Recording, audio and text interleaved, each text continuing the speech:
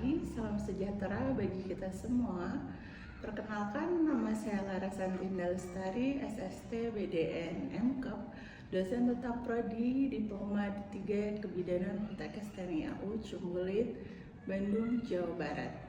Background saya pendidikan dari D4, dari Universitas Pajajaran, S2 Kebidanan Universitas Pajajaran.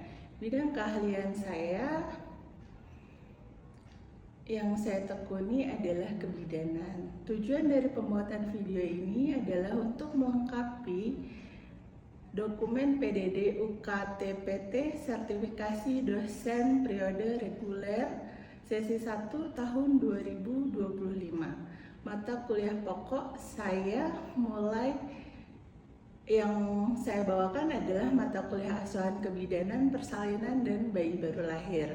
Mata kuliah ini berada di semester 3, beban SKS 5 SKS, teori 2 SKS, praktek 3 SKS, dengan kode mata kuliah BD 213. Mata kuliah yang saya ampu ini berkaitan dengan kegiatan penelitian dan pengabdian kepada masyarakat yang saya lakukan. Untuk mengikuti kuliah ini mempunyai prasyarat yang harus sudah diselesaikan peserta didik adalah mata kuliah anatomi fisiologi pada manusia, pengantar asuhan kebidanan kehamilan, dan farmakologi. Pada kesempatan ini saya akan memaparkan rencana pembelajaran studi mata kuliah ini, memberikan kemampuan kepada mahasiswa untuk menganalisa tentang manajemen aktif skala 3, adaptasi anatomi dan fisiologi dalam kelahiran dan persalinan, melakukan mekanisme persalinan, fisiologi persalinan, adaptasi, dan BBL. Kompetensi dasar pada mata kuliah ini adalah diharapkan mahasiswa mampu memahami definisi manajemen aktif skala 3. Yang kedua, mahasiswa mampu memahami dan menerapkan manajemen aktif skala 3. Yang ketiga, mahasiswa mampu melakukan rangkaian manajemen aktif skala 3. Mahasiswa mampu mendeteksi kelainan pada skala 3. Metode pembelajaran yang akan dibawakan pada mata kuliah ini adalah secara student-centered learning dan bedside teaching.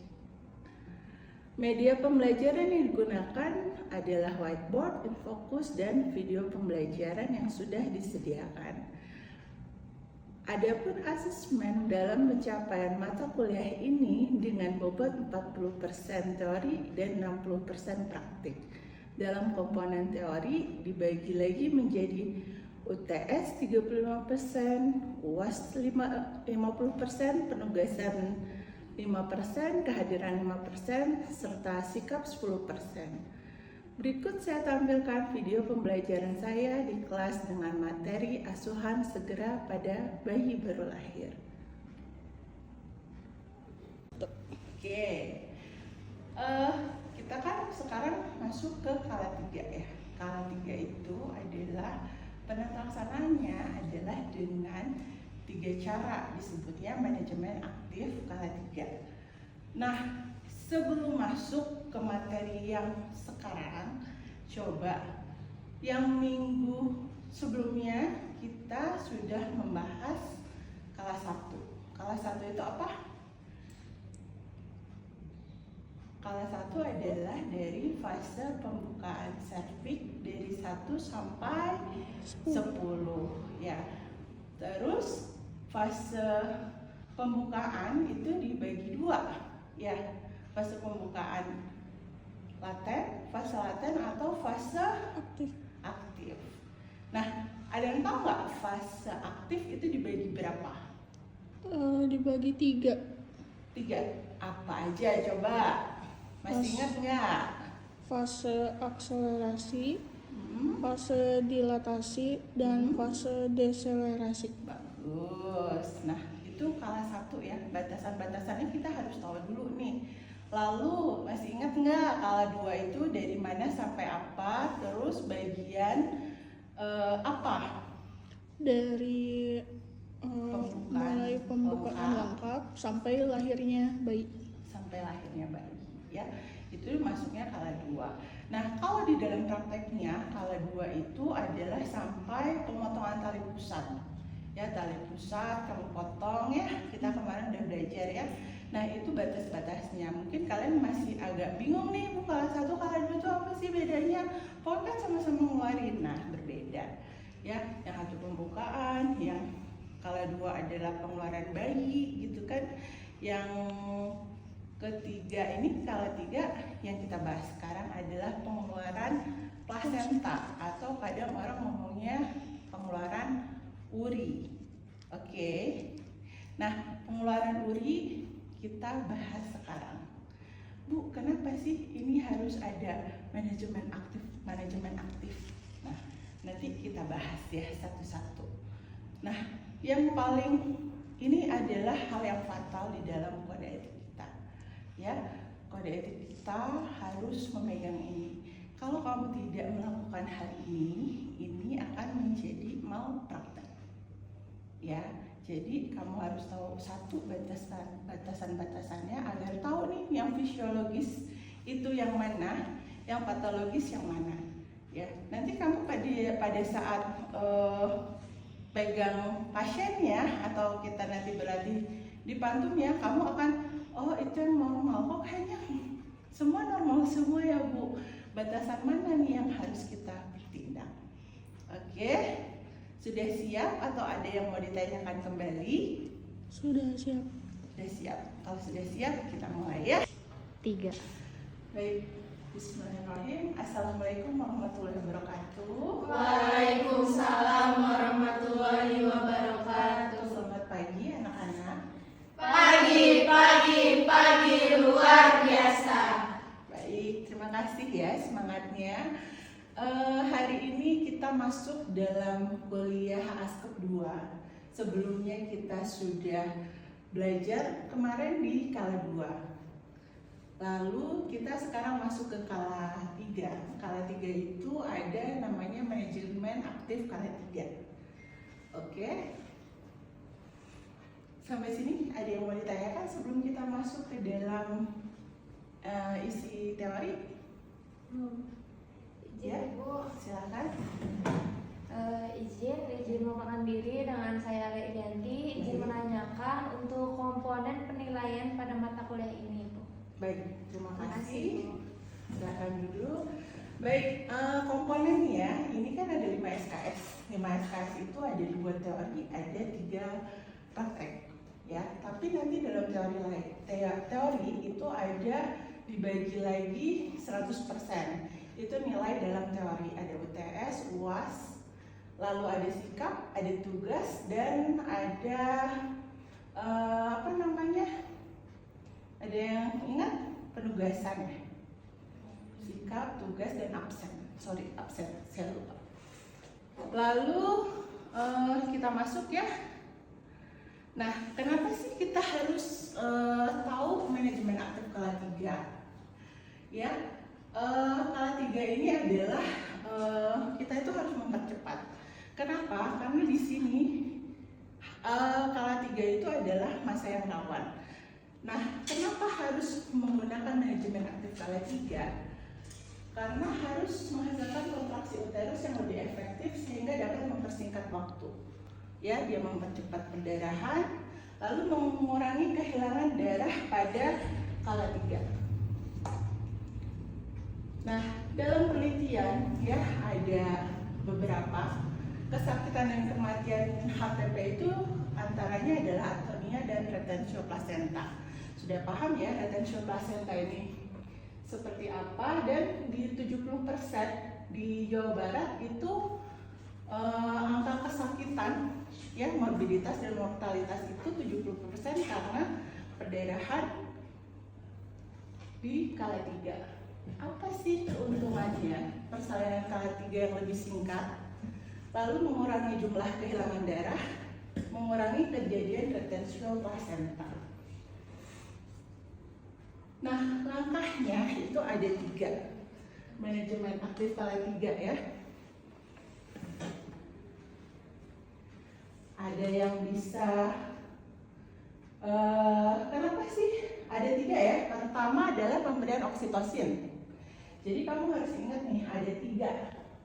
Pemberian oksitosin, melakukan peregangan tali pusat terkendali, ya, tapi bukan ditarik ya. Lalu ada massage fundus uterus. Massage fundus uterus sendiri itu ada caranya.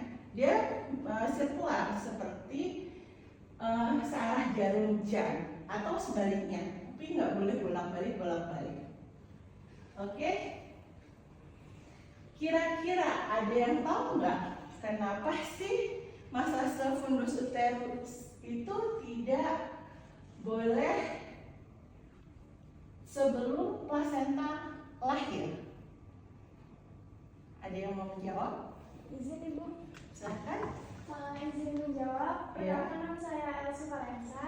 Ya. Karena akan mengacaukan ritme kontraksi fisiologis pada uterus. Pintar. Terima kasih. Tepat sekali. Boleh, mau tepuk tangan. Berarti kalian sangat antusias ya dengan pelajaran pagi-pagi ini. Baik, sekian materi ini. Tapi sebelum saya tutup, kira-kira ada yang mau mencoba menyimpulkan materi hari ini? Izin Ibu menjawab. Silahkan. Izin memperkenalkan diri, nama saya Carmila. Izin menyimpulkan. Pemberian suntikan oksitosin dalam 1 menit pertama setelah bayi lahir. Yang kedua, melakukan penanggalan tali pusat terkendali. Yang ketiga, massage fundus uteri. Baik, bagus sekali. Ini masuk di skala 2 ya. Kita bayi lahir, kita lahirkan ya. Seperti ini. Lalu kita keringkan. Oke. Nah, ini masuk di skala 2. Skala 2 selesai ya di sini. Nah, yang kita bahas sekarang, Nah, yang kita bahas adalah skala 3. Oke. Nah, skala 3. Kita ambil klem.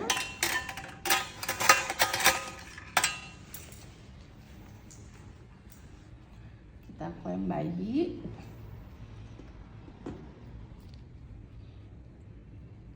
Jangan lupa ya prinsipnya. Lalu satunya lagi.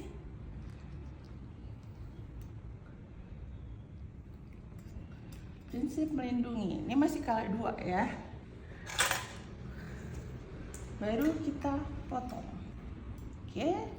Nah, sampai sini kita lanjut klem.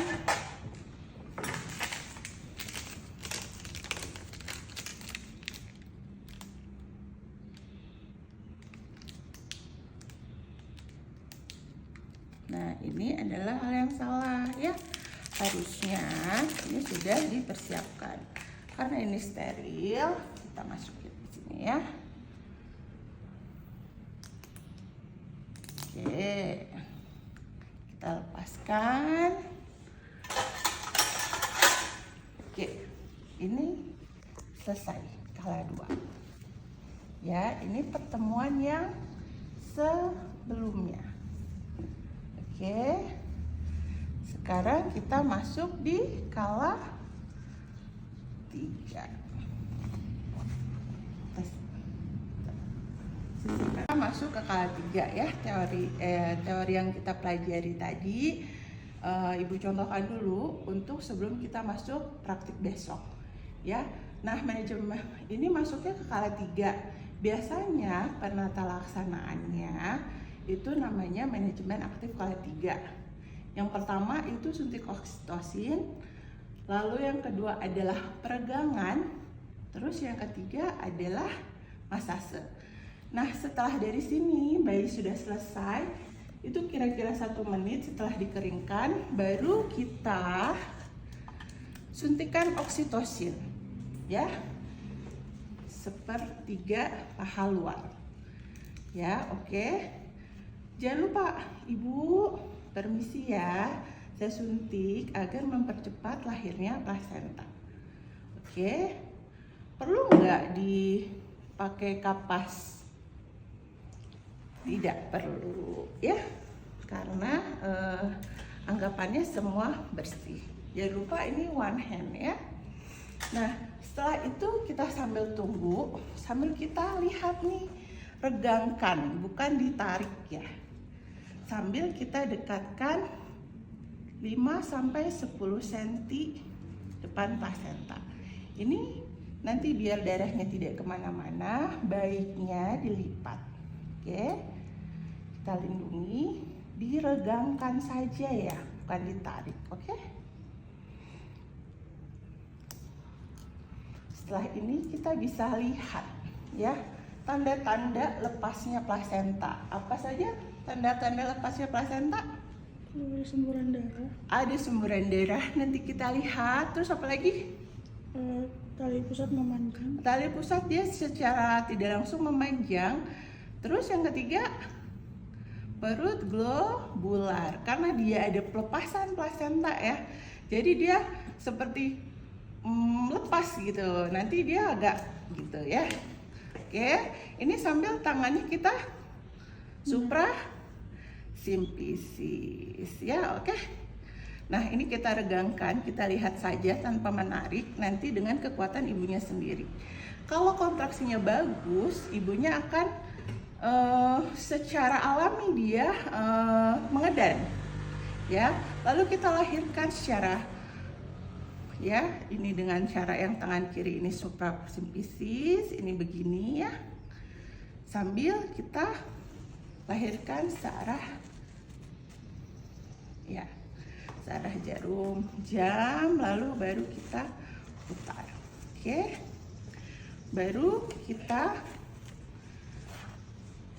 masukkan ke tempat plasenta. Nah, dari sini jangan langsung ke sini, langsung rangsang taktil ya, searah. Tidak harus melulu searah jarum jam ya, bisa juga searah sebaliknya, tapi nggak boleh bolak-balik selama 15 detik atau 1, 2, 3, 4, 5, 6, 7, 8, 9, 10, 11, 12, 13, 14, 15. Dilihat dia keras atau tidak. Yakin kalau ini keras, baru kita lihat plasentanya nih ya.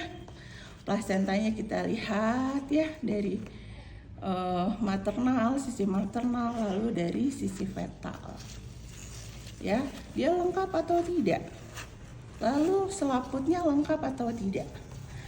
Jika dia memang lengkap ya, boleh kita simpan.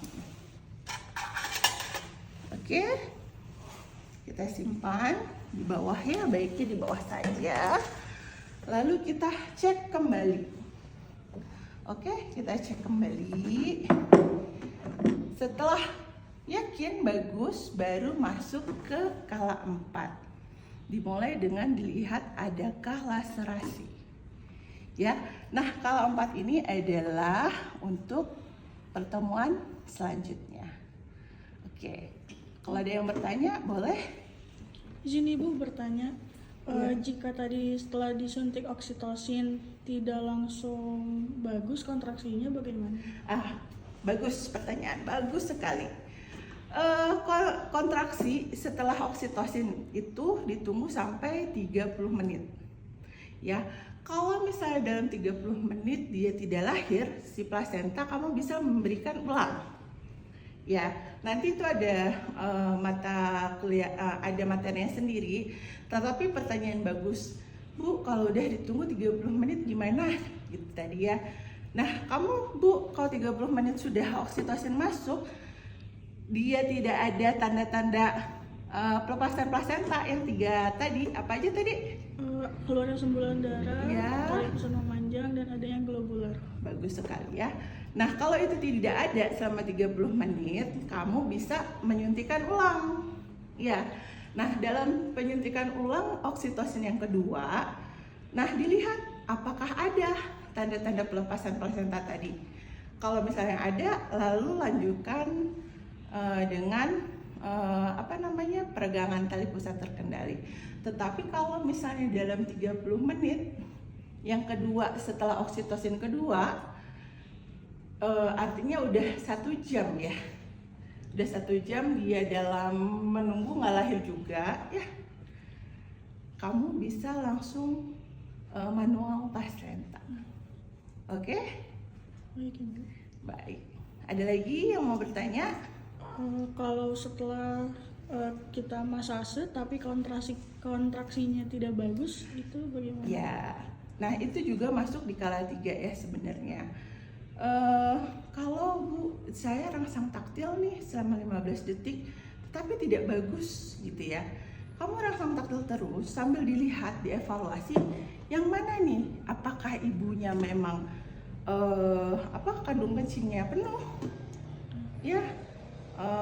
Atau memang ada perdarahan sehingga menyebabkan gagalnya kontraksi, atau ada gumpalan-gumpalan sisa sisa-sisa cairan seperti ketuban atau darah yang tersumbat di jalan lahir nih, biasanya di sini itu juga bisa menyebabkan gagal kontraksi. Jadi kamu evaluasi dulu ya. Kalau misalnya dalam 15 detik itu sampai 30 detik tidak ada kontraksi atau kontraksinya tidak adekuat, dia tetap uterusnya tidak teraba, kamu langsung masuk ke kala 4 dengan kompresi bimanual interna atau eksterna. Ya, nah itu tadi sebenarnya adalah materi setelah fisiologis ini. Tetapi bagus sudah ditanyakan sekarang, artinya kamu paham akan fisiologisnya seperti apa, nanti apa yang akan terjadi patologisnya. Baik, kiranya ada lagi? Cukup. Baik. Oke, tadi adalah peraga yang materi manajemen aktif kala 3. Nanti ada jam tersendiri, kalian harus praktik. Itu adalah rangkaian termasuk dari teori ya, SKS. Yang ini masuknya SKS teori karena tadi sudah saya peragakan juga apa yang harus disiapkan. Nanti pada saat kuliah praktiknya kalian bisa langsung siapkan dan tidak lagi diperagakan ya. Jadi sudah tahu, nanti kita Ibu lihat satu-satu dari materi hari ini. Oke, ada yang ditanyakan? Kalau tidak, Sudah kita cukupkan. Baik, terima kasih. Kita berkali ya. Oke. Baik, itulah materi kita hari ini. Nanti kita bertemu lagi mungkin lusa ya, kalau nggak salah ada kuliahnya lagi ya. Kita akan membahas tentang kala 4 ya, lalu apa saja perawatannya. Sebelum itu masuk, nanti besok ya kita praktek dulu ya kalau nggak salah. Baik, terima kasih banyak hari ini. Saya tutup. Wabillahi taufiq wal hidayah. Wassalamualaikum warahmatullahi wabarakatuh. Waalaikumsalam warahmatullahi wabarakatuh. Terima kasih Ibu. Demikian video pembelajaran dari saya. Terima kasih. Salam sehat. Poltekkes TNI AU, terbang, mengudara, mengangkasa. Terima kasih.